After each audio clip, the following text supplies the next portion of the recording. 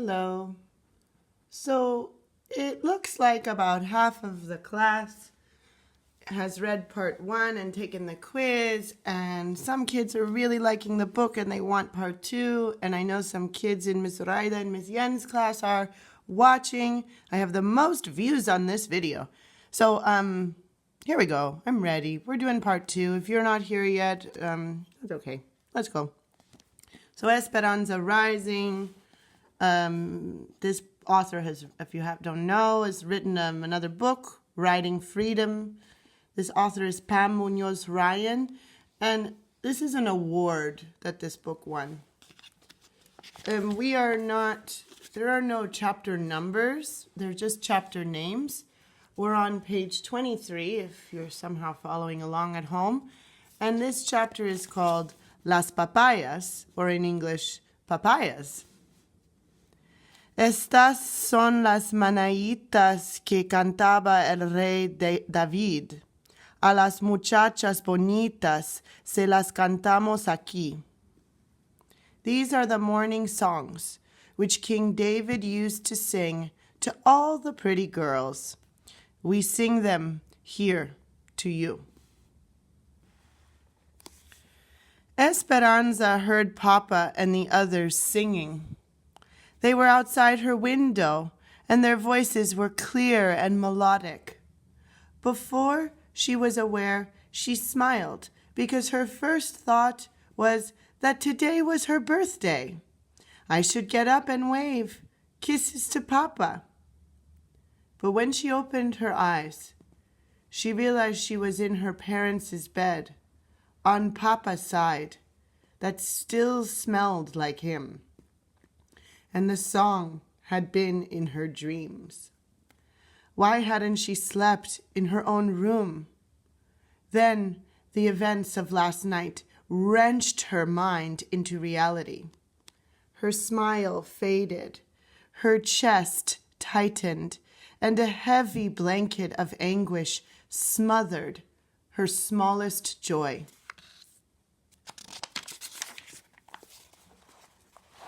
Papa and his vaqueros had been ambushed and killed while mending a fence on the farthest reaches of the ranch. The bandits stole their boots, saddles, and horses, and even took the beef jerky that Papa had hidden in his pockets for Esperanza.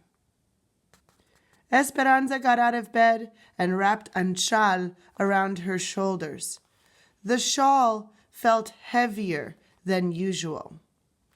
I just want to pause for my students who are reading this book with us and maybe don't yet speak Spanish. I want you to know that every time there is a Spanish word here, they also give the English word. So, anchal, the shawl. So you are not missing out. Was it the yarn, or was her heart weighing her down? She went downstairs and stood in la sala, the large entry hall. You see how this word is this word. The house was empty and silent. Where was everyone? Then she remembered that Abuelita and Alfonso were taking Mama to see the priest this morning. Before she could call for Hortensia, there was knocking at the front door. "Who is there?" called Esperanza through the door. "It is Señor Rodriguez. I have the papayas." Esperanza opened the door. Marisol's father stood before her, his hat in his hand. Beside him was a big box of papayas. "Your father ordered these from me for the fiesta today. I tried to deliver them to the kitchen, but no one answered." She stared at the man who had known Papa since he was a boy. Then she looked at the green papayas ripening to yellow. She knew why Papa had ordered them. Papaya, coconut, and lime salad was Esperanza's favorite, and Hortensia made it every year on her birthday. Sorry, guys, I'm finding this book emotional. It is sad. Her face crumbled. "Señor," she said, choking back tears, "have you heard? My papa is dead." Señor Rodriguez stared blankly, then said, "¿Qué pasó, niña?" What happened? She took a quivery breath. Quivery is like my voice right now. It is shaking. As she told the story, she watched the grief twist Señor Rodriguez's face and overtake him as he sat down on the patio bench, shaking his head. She felt as if she were in somebody else's body, watching a sad scene, but unable to help. Hortensia walked out and put her arm around Esperanza. She nodded to Señor Rodriguez, then guided Esperanza back up the stairs to the bedroom.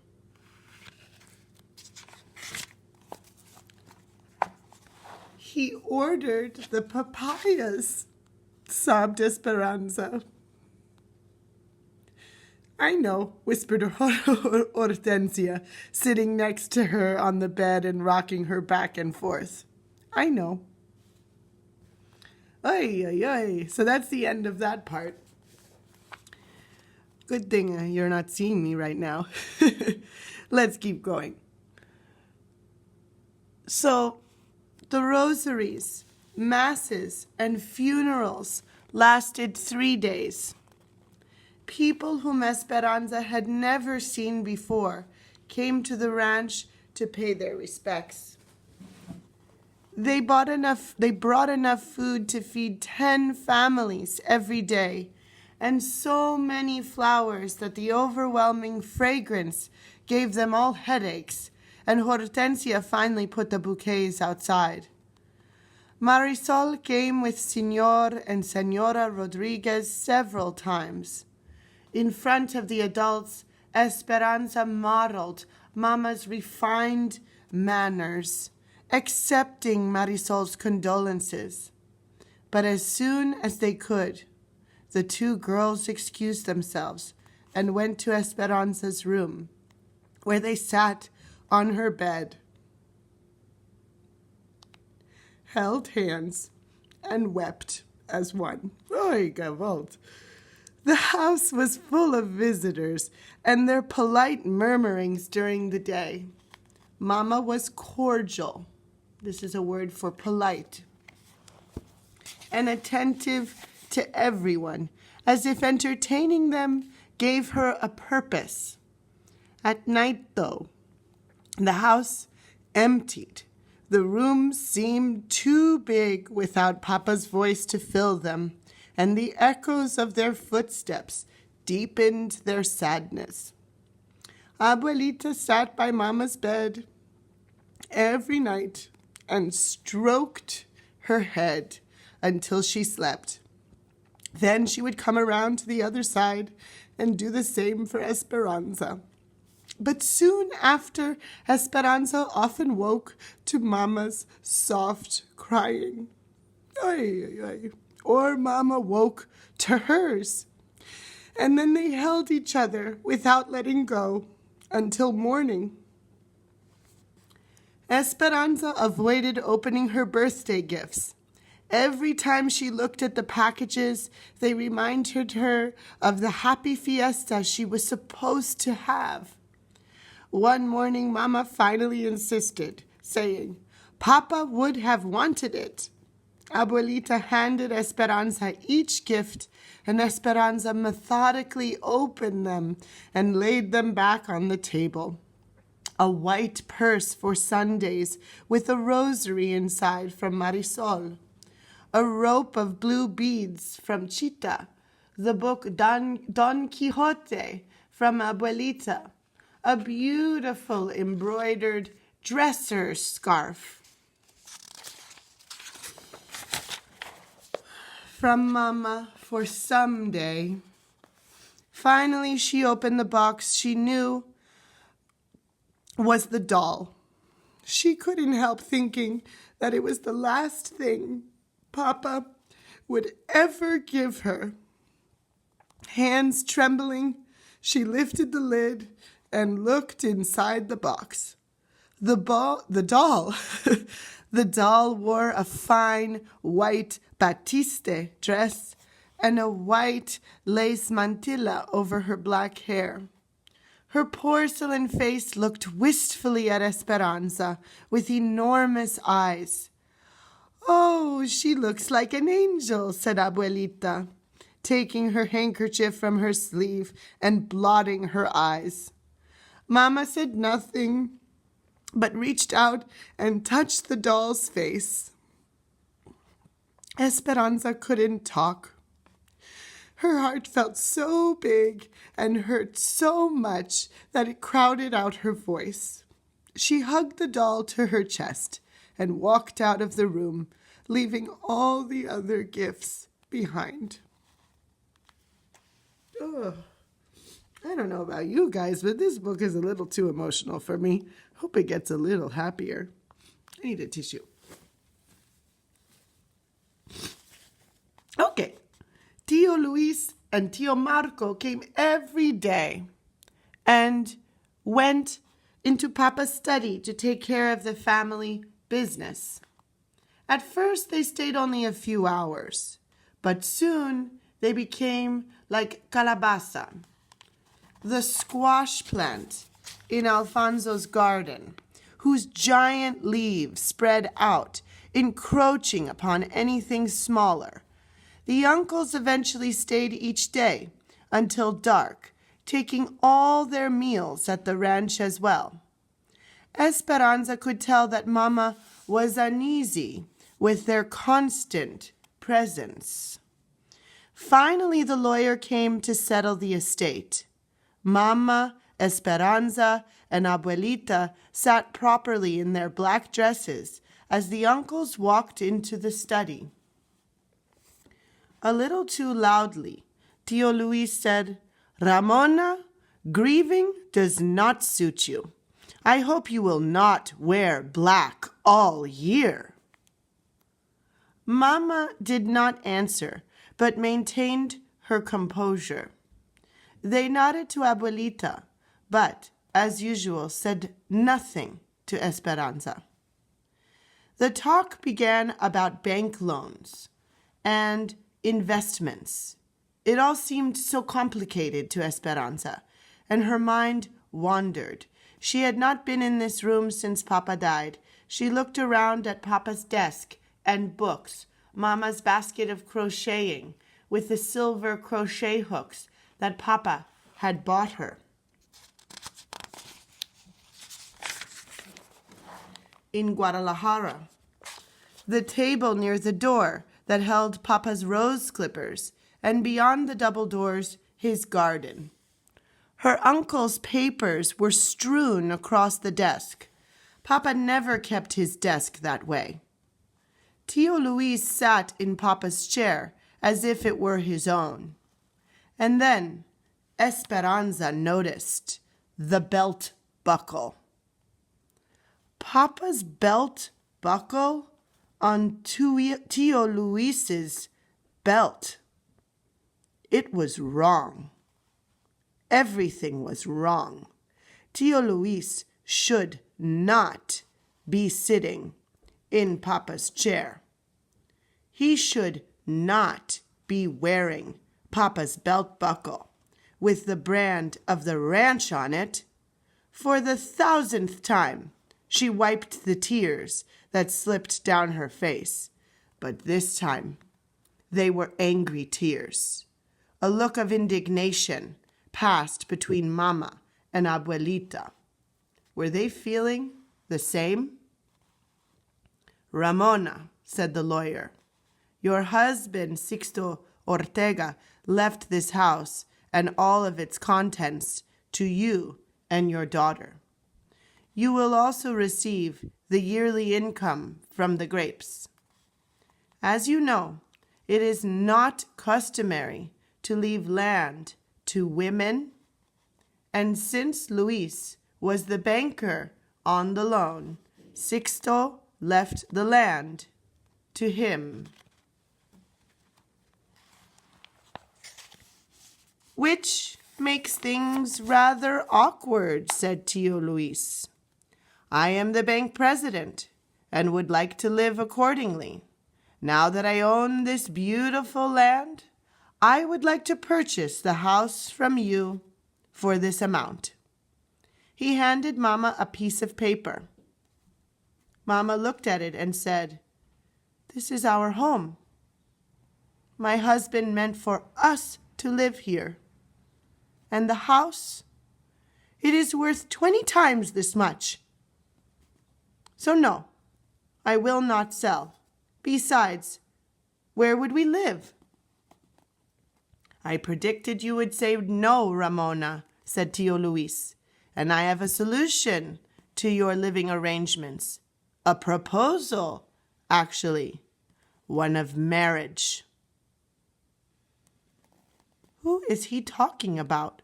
Thought Esperanza. Who would marry him? He cleared his throat. Of course, we would wait the appropriate amount of time, out of respect for my brother.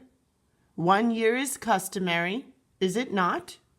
Even you can see that with your beauty and reputation and my position at the bank, we could be a very powerful couple.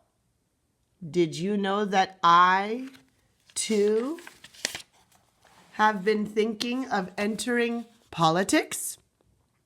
I am going to campaign for governor. And what woman would not want to be the governor's wife? Esperanza could not believe what she heard. Mama marry Tio Luis? Marry a goat? She looked wide-eyed at him, then at Mama. Mama's face looked as if it were in terrible pain. She stood up and spoke slowly and deliberately. I have no desire to marry you, Luis, now or ever. Frankly, your offer offends me. Tio Luis's face hardened like a rock, and the muscles twitched in his narrow neck. You will regret your decision, Ramona. You must keep in mind that this house and those grapes are on my property. I can make things difficult for you, very difficult. I will let you sleep on the decision, for it is more than generous. Tio Luis and Tio Marco put on their hats and left. The lawyer looked uncomfortable and began gathering documents. Vultures, said Abuelita. Can he do this? Asked Mama. Yes, said the lawyer. Technically, he is now your landlord. But he could build another house, bigger and more pretentious, anywhere on the property, said Mama. It is not the house that he wants, said Abuelita. It is your influence he wants. People in this territory loved Sixto and respect you. With you as his wife, Luis could win any election. Mama stiffened. She looked at the lawyer and said, Please, officially relay this message to Luis. I will never, ever change my mind. I will do that, Ramona, said the lawyer. But be careful. He is a devious, dangerous man. The lawyer left and Mama collapsed into a chair, put her head in her hands, and began to cry. Esperanza ran to her. Don't cry, Mama. Everything will be all right. But she didn't sound convincing, even to herself, because all she could think about was what Tio Luis had said, that Mama would regret her decision.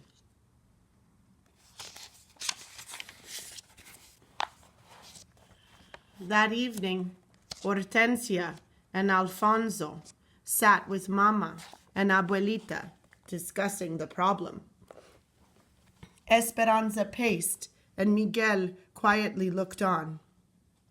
"Will the income from the grapes be enough to support the house and the servants?" said Mama. "Maybe," said Alfonso. "Then I will stay in my home," said Mama. "Do you have any other money?" asked Alfonso. "I have money in the bank," announced Abuelita, and then more quietly she added, "Luis's bank." "He would prevent you from taking it out," said Hortensia. "If we need help, we could borrow money from our friends, from Señor Rodriguez," said Esperanza. "Your uncles are very powerful and corrupt," said Alfonso. "They can make things difficult for anyone who tries to help. Remember, they are the banker and the mayor." The conversation continued to go in circles. Esperanza finally excused herself. She walked out to Papa's garden and sat on a stone bench. Many of the roses had dropped their petals, leaving the stem and the rose hip, the green, grape-like fruit of the rose. Abuelita said the rose hip contained the memories of the roses, and that when you drank tea made from it, you took in all the beauty that the plant had known. These roses have known Papa, she thought. She would ask Hortensia to make rose hip tea tomorrow. Miguel found her in the garden and sat beside her. Since Papa had died, he had been polite, but still had not talked to her. "Anza," he said, using her childhood name. "Which rose is yours?" In recent years, his voice had become a deep throttle. She hadn't realized how much she missed hearing it. The sound brought tears to her eyes, but she quickly blinked them away. She pointed to the miniature pink blooms with delicate stems that climbed up the trellises. "And where is mine?" asked Miguel. "Oh," nudging her like he did when they were younger and told each other everything. Esperanza smiled and pointed to the orange sunburst next to it. They had been young children the day Papa had planted one for each of them. "What does it all mean, Miguel?" "There are rumors in town that Luis intends to take over the ranch, one way or another. Now that it seems true, we will probably leave for the United States to work." Esperanza shook her head as if to say no. She could not imagine living without Hortensia, Alfonso, and Miguel.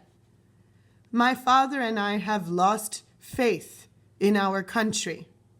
We were born servants here, and no matter how hard we work, we will always be servants. Your father was a good man. He gave us a small piece of land and a cabin. But your uncles, you know, their reputation, they would take it all away and treat us like animals.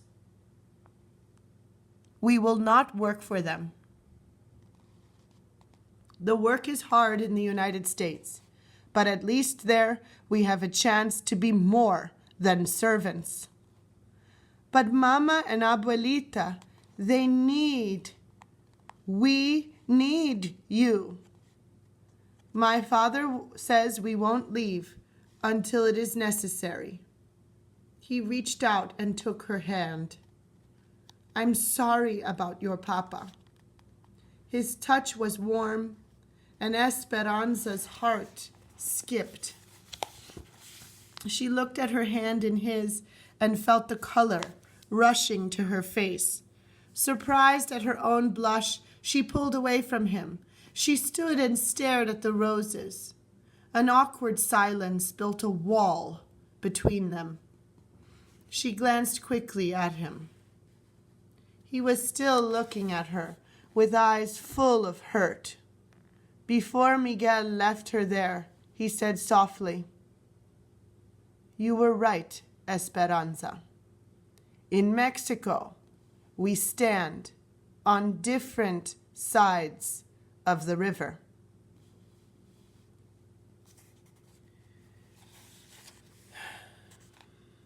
I hope that you understand this part here. In Mexico, we stand on different sides of the river. Esperanza and Miguel come from very different families.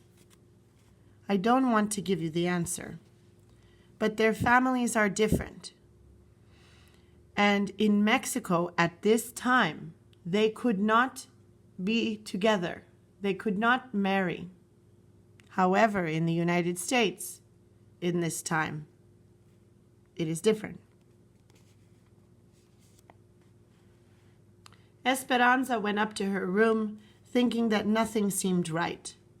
She walked slowly around her bed, running her hand over her finely carved posts. She counted the dolls lined up on her dresser, 13, one for each birthday. When Papa was alive, everything was in order, like the dolls lined up in a row. She put on a long cotton nightgown with hand-sewn lace, picked up the new doll, and walked to the open window. Looking out over the valley, she wondered where they would go if they had to live somewhere else.